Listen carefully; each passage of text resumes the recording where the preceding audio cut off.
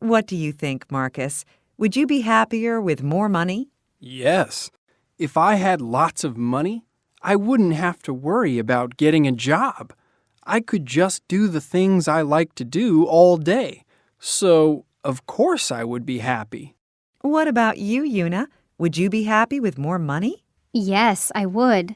Why? I could help my family. So Una and Marcus want more money.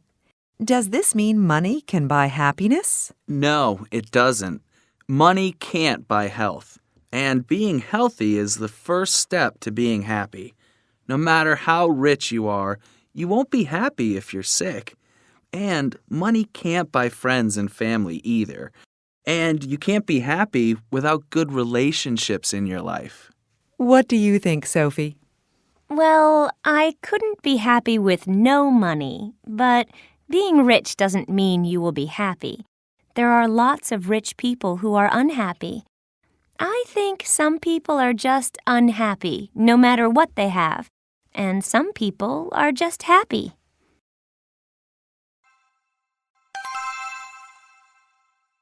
Have you ever dreamed of winning a large amount of money or inheriting millions from a distant relative?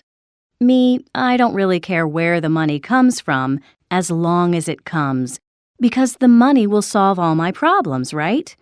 The reality is that people who acquire a sudden fortune, whether they earn it or inherit it, experience a lot of stress. I know, it doesn't make sense.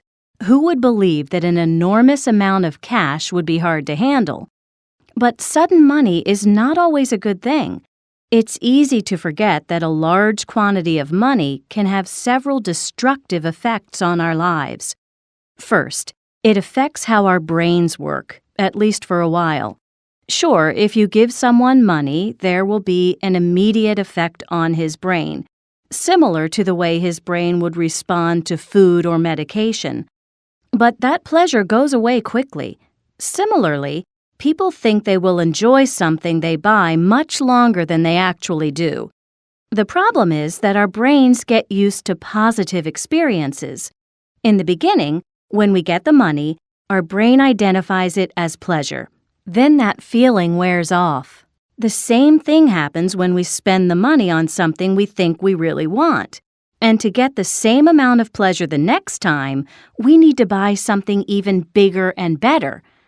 It's not a surprise that many people who acquire a lot of money they didn't expect lose it all within a few years. Second, sudden wealth can also affect our social relationships. Interestingly, sudden wealth and the sudden loss of money can have quite similar effects. It's the dramatic change in circumstances that causes the problems. In the case of sudden wealth, too many other people want something from their newly rich friend or relative, and they may not understand the stress the rich person is experiencing, thinking, "Oh, too bad. I wish I had your problems." Most people get a lot of pleasure from being with other people, but a sudden change in your financial picture can make you feel alone. If you move because of changing circumstances, you won't have your usual sources of support. That expensive house on a private island somewhere may not be quite as wonderful as it sounds if no one is with you. A third effect of sudden wealth is emotional. People who acquire huge amounts of cash very quickly can experience many negative emotions, such as fear, shame, guilt, and anxiety. These feelings can lead to making bad decisions. How you get the money can also contribute to negative feelings. If someone dies and leaves you a fortune, the relationship you had with that person can make things more complicated. If you loved him, you may feel sadness. If you never visited her, you may feel guilt. If you didn't get along, you may feel uncomfortable. And none of these feelings will make you happy. So if sudden wealth buys just as much stress as it does happiness, what good is it? Probably not much, unless you are very sick and it buys you needed health care, or you are very poor and it provides you with food and shelter. For most of the rest of us, people who are getting along okay without it, Sudden wealth is often more trouble than it's worth.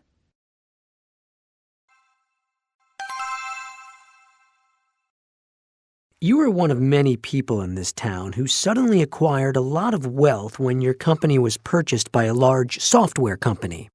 How has that affected your life? Well, in the beginning, it was pretty incredible. It took a while for me to believe it. But then I began to realize what it could actually do to my life. Things have changed dramatically. In what way? I paid off all of my credit card debt and sent my son to college. Receiving this money was just fantastic. Before that, I was worried all the time. So your financial circumstances have improved. What else has changed? You know, I was a secretary at that company for 20 years.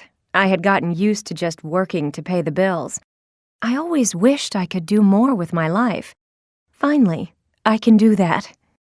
And what do you want to do? First, I'm going to go to Paris. I've always dreamed of going there. Next, I'm thinking of going back to school. I'd like to study gardening. I love flowers. After that, maybe I will open my own business. We hear stories in the news all the time about people who get a lot of money suddenly and have many problems. How do you think those problems can be avoided? It's about staying true to your values and remembering what's really important in life. You don't need to let money complicate things.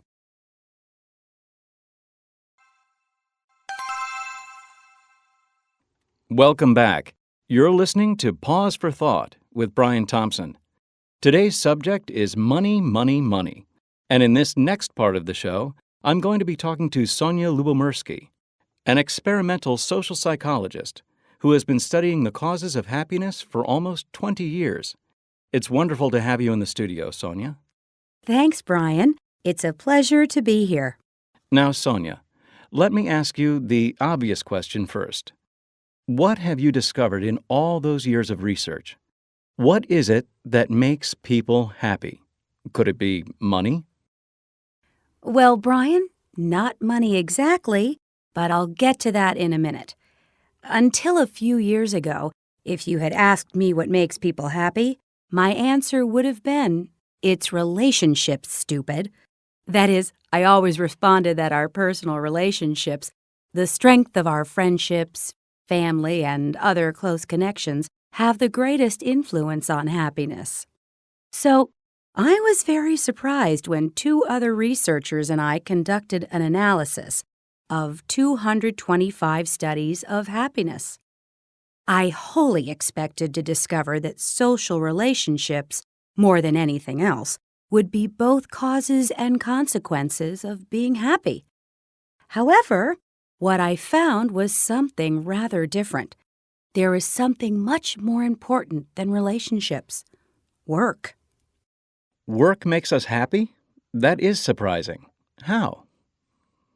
The evidence, for example, demonstrates that people who have jobs with independence and some variety, and who show creativity and productivity, are significantly happier than those who don't. And, of course, the income that a job provides is also associated with happiness. However, we all know that money has more of an impact when we don't have very much. Okay, so work, at least some kinds of work, can make us happy. Why? Because work provides us a sense of identity, structure to our days, and important goals in life. Perhaps even more importantly, it provides us with close colleagues, friends, and even marriage partners. But that's not all. Studies reveal that the relationship between happiness and work goes both ways. Not only do creativity and productivity at work make people happy, but happier people are better workers, and they are less likely to take sick days, to quit, or to burn out. The most persuasive data regarding the effects of happiness on positive work outcomes come from scientific studies that follow the same people over a long period of time. These studies are great. For example, People who report that they are happy at age 18 have better jobs by age 26. And the happier a person is, the more likely she will get a job offer, keep her job, and get a new job if she ever loses it. The same people who are happy at age 18 have more financial independence later in life also. Could you tell us more about the financial side of happiness? Well, not only does greater wealth make people somewhat happy, but happy people appear more likely to acquire greater wealth in life. For example, research has demonstrated that the happier a person is at one point in his life, the higher income he will earn at a later point. In one of my favorite studies, researchers showed that those who were happy at age 21 had higher incomes 16 years later, when they were about 37. But before we find yet another reason to wish we were very happy, consider what the research on happiness and work suggests. The more successful we are at our jobs, the higher income we make, and the better work environment we have, the happier we will be. This increased happiness will contribute to greater success, more money, and an improved work environment, which will lead to greater happiness, and so on and so on. So, what you're saying, Sonia, is that if we are happy, we are more likely to get a job we like.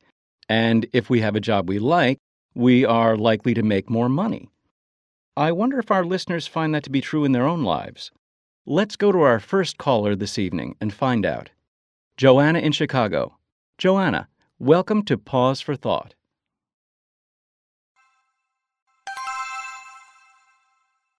Hot topic: the environment. This week, 4 experts share with us what they think the key challenges for the world's environment will be in the future. As always, we're curious to get our readers' reactions. So, tell us what you think. Endangered species. The black rhino in Africa is in serious danger of becoming extinct. This is because some people think rhino horn has special powers.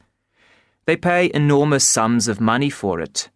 So people kill rhinos and sell their horns. Tigers are in serious danger too. At the beginning of the 20th century, there were about 100,000 tigers. Now there are only about 3,000 left. In a few years' time, there might not be any tigers left at all. These are just 2 examples. Many other animals are endangered too. Some of them may be gone forever, very soon. Overfishing. It's not looking good for the fish population. Certain species are in danger, and there aren't many of them in the sea where fishermen usually go. Fishing ships are therefore going further and further out into the oceans. They try to get the rare species because they can get better prices for them. If things go on like this, 40 years from now, there won't be any fish left in the seas. It's not too late yet, but it may be soon. The oceans need much stricter laws and a fishing industry that keeps to them. Deforestation. About 30% of the world's land is still covered with forests. But every year, we lose areas as big as the country of Panama. Big companies earn millions from producing wood, paper, and cardboard from the trees. Forests are also cut down to make more space for growing crops, such as soya, or creating huge cattle farms.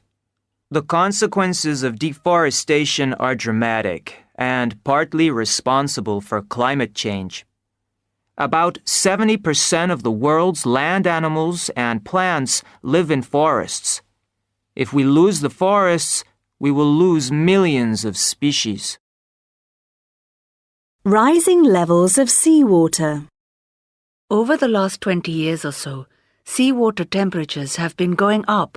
As a consequence, the ice caps around the poles have started to melt, and sea levels have started to rise. If this doesn't stop, the water will rise further and may flood many islands. Then some countries like the Maldives won't be there anymore. There is also a danger that some huge low-lying coastal cities might end up below the sea. It's hard to imagine what the consequences of such changes might be.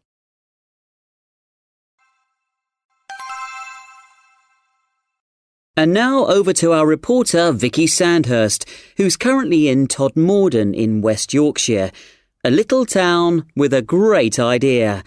And that idea is all about carrots and cucumbers, apples and apricots. I'll say no more. Vicky. Yes, good morning, Brendan. I'm here in Todmorden, or Todd, as the people here call it. What's happening here is amazing. But I want you to hear it from one of the young people who live here. What's your name? Simon. And how old are you? 15. Simon, tell our listeners, please, what's so special about Todd? Incredible edible. And what's incredible edible, Simon? Tell us more. Well, it's the name of a project that we're all involved in. Some people in Todd had the idea some time ago that Todmorden should become the first town in the country that's self-sufficient in food. The idea was that all the free spaces in the town should be used to grow vegetables. People liked the idea, I guess, and started to plant vegetables. Where we had flowers before, now we've got vegetables and fruit trees. And everybody can take what they want, and nobody has to pay for it. Wow. Well, thanks for talking to us, Simon. That sounds wonderful. Excuse me, you've just taken some broccoli from this flower bed here, which is actually right next to the police station. And they aren't arresting you for doing that? No, not at all. We don't buy our vegetables from the supermarket. We get them free. That's amazing. But who plants all those vegetables? We all do, and that's the idea. If we all work together, we do good things for others, and others do good things for us. What a brilliant idea. Enjoy your lunch. Thank you. And I'm now joined by the woman who started it all, Mary Clear. Mary, I heard that you came up with this wonderful idea when you were drinking coffee with a friend. Is that right? Yes, we were talking and found we were both pretty unhappy about the state of things. There are so many negative things happening in the world. So we thought, let's just do something positive. Wow. And how did people react? At our first public meeting, 60 people showed up, and the reaction was amazing. Incredible edible. Stop before it's too late. The Himalayas. Why should we care? The Himalayan mountains in south-central Asia contain many of the world's tallest peaks, including Mount Everest. They also contain the biggest number of glaciers after the North and South Poles.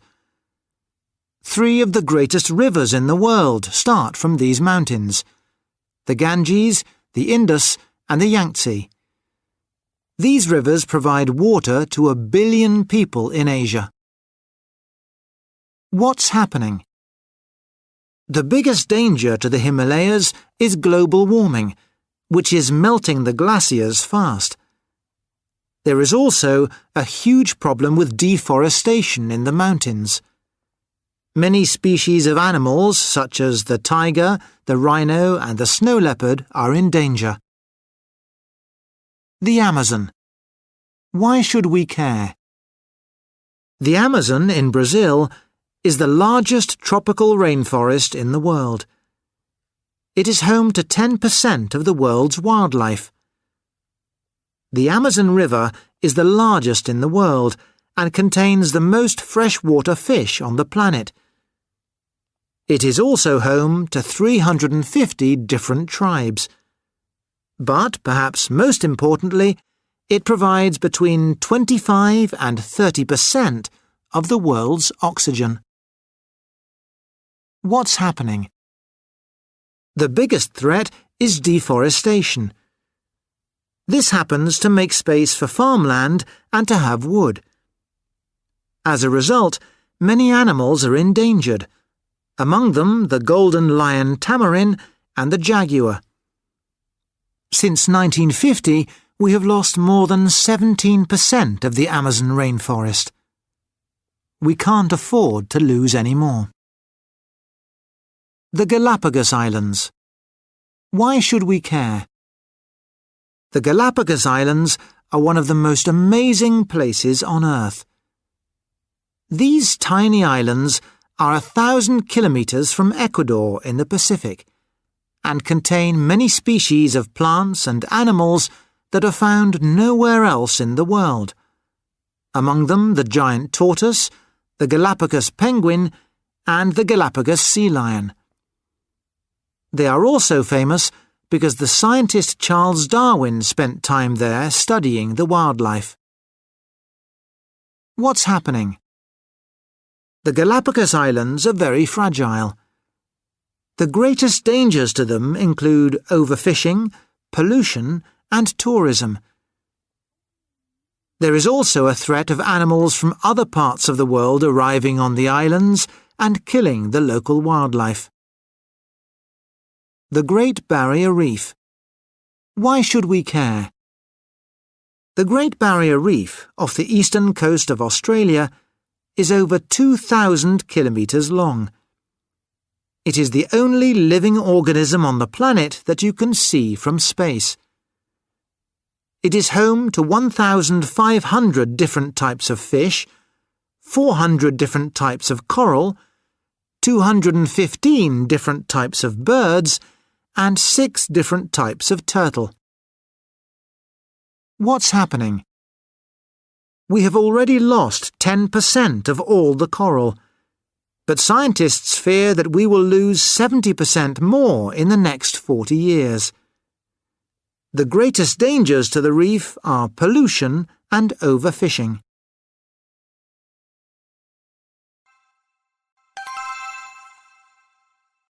Okay, everyone, let's start. Every unit in Q begins with a question. As we go through the unit, we will continue to discuss this question. Our answers may change as we explore the topic, or they may stay the same. The unit question for Unit 1 is, are first impressions accurate?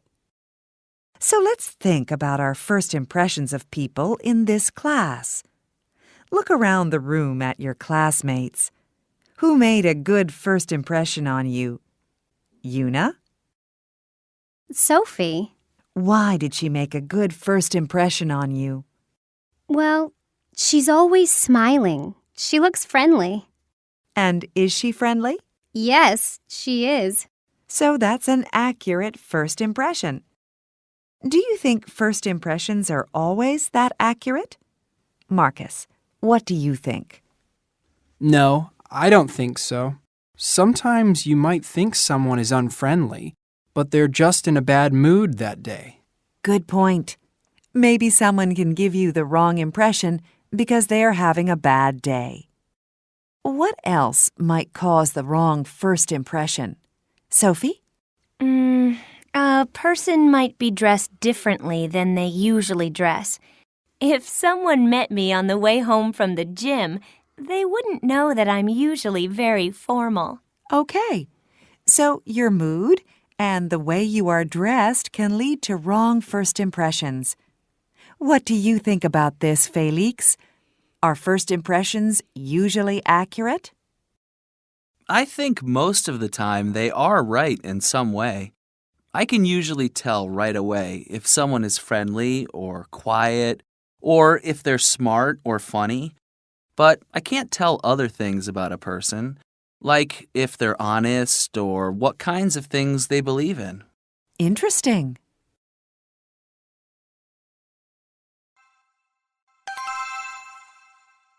First impressions don't tell the whole story. Good morning. Thank you so much for inviting me here today. As promised, I'm going to talk about how we form first impressions and how they work. We all form impressions of other people every day. So picture this. You're waiting in line at your favorite coffee shop. The line is long, but it's moving quickly. The person in front of you in line is complaining about the wait. He's loud and rude. He makes comments about the service and the employees. When he finally gets to the counter, he yells at the person who takes his order. You assume this is not a nice person, and you hope you never meet him again. From this short encounter, you have formed an impression of this person. You were with him only briefly, but you may think you know a lot about him. One mistake people often make in forming first impressions is to think that a small example of someone's behavior can give us a complete picture of the person. If you see a friendly, smiling young woman taking your order at the coffee shop, you may think she is friendly and smiling all of the time. In addition to thinking she is always friendly, you may also think she has other positive traits. This is the second error people often make. Because she is friendly, you assume that she is also intelligent, happy, and good to her parents. Of course, the opposite is also true. The rude customer in front of you in the coffee line did not make a good impression on you. You saw an example of his poor behavior, his rudeness, and you assumed he had other negative traits. You thought, this is not a nice person. Okay, so if our first impression of someone is positive, we think the person is always that way, and we think that all of her traits are positive. We think that small sample of behavior shows us her true personality. But we don't think that way about our own behavior. Let me explain what I mean. When we see someone else acting in a negative way, we think it is because he is a negative person. But when we act in a negative way, we say it is because of the situation. Let's go back to the coffee shop again. If I am rude to the person taking my coffee order, I will find reasons for my bad behavior. The service is too slow, my mother is very sick, or my boss just yelled at me. In other words, when I act badly, I think it's because of the situation, not because I am a bad person. But if another customer is rude, I don't look for reasons. I think it is his personality. In other words, he acted badly because he is not a nice person. First impressions can tell us a lot. They help us make sense of new information and form relationships with new people. But, as you can see, we can make errors, so sometimes we need to take a second look.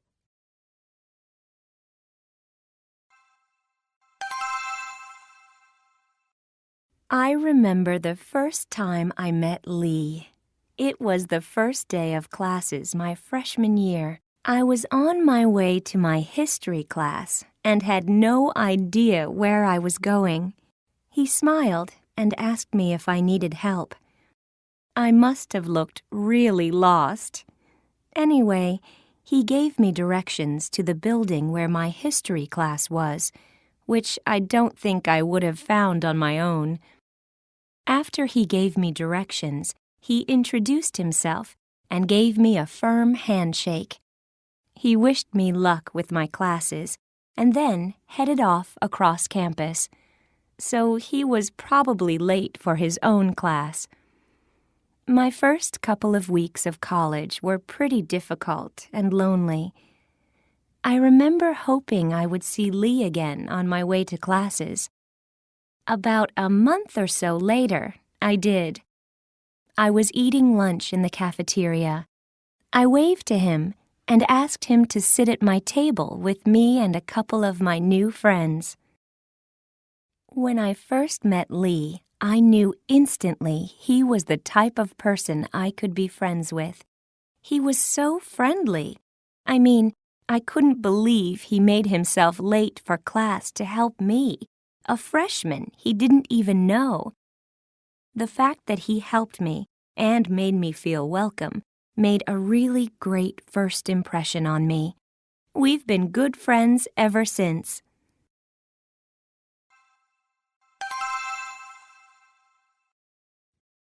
There is a saying, "Don't judge a book by its cover." This tells us that first impressions may be wrong. Writer Malcolm Gladwell has a different idea. In Blink, The Power of Thinking Without Thinking, Malcolm Gladwell argues that first impressions are usually reliable. This is Wednesday Book Talk. Here's critic Hannah Smith. An expert in an art museum takes one look at a very old Greek statue. He is suspicious. The museum has just paid millions for this statue. The first word that he thinks of is fresh. According to Blink, a new book by Malcolm Gladwell, whenever this expert takes a look at something new, he writes down the first word he thinks of. This habit of writing down first impressions supports the argument of Malcolm Gladwell's book. We often know more than we think we know, and we know it faster than we can explain. That Greek statue, for example, turned out to be about 2,000 years fresher or newer than the museum thought. It wasn't really an old statue at all. It was a fake. Gladwell says we have two ways we make decisions. First, we can make decisions slowly and carefully with our conscious minds. Or we can make decisions very quickly and unconsciously, or without even thinking. Our unconscious minds are using information we already know to make judgments within a second or two. Gladwell's book looks at examples of when our first impressions turn out to be very accurate, as well as when they do not. For example, students in college classrooms have very accurate first impressions of instructors. In one study, students were shown only several seconds of a videotape of a teacher in the classroom. Then they predicted how effective the teacher would be. After only that quick first impression, they judged the teacher's effectiveness very accurately. They did as well as other students did after an entire term. In another study, people could tell a lot about a student's character just by looking at his or her bedroom for a few minutes. Gladwell also looks at marriages, wars, marketing, and police actions. Sometimes our first impression, our ability to make snap judgments, is very accurate. Sometimes it is very wrong. So when should we trust our instincts? In a section added to the new edition, Gladwell writes about some recent research. This research suggests conscious, careful decision-making works best for easy choices, like buying a pot for the kitchen. However, our first impressions are best in difficult situations when we are handling many pieces of information. An example is when a coach is selecting a player for a soccer team. If you want a book that gets you thinking about how we think, read Blink. Thank you, Hannah. Now stay with us. We'll be back after the break with news of two more titles that have just reached the stores.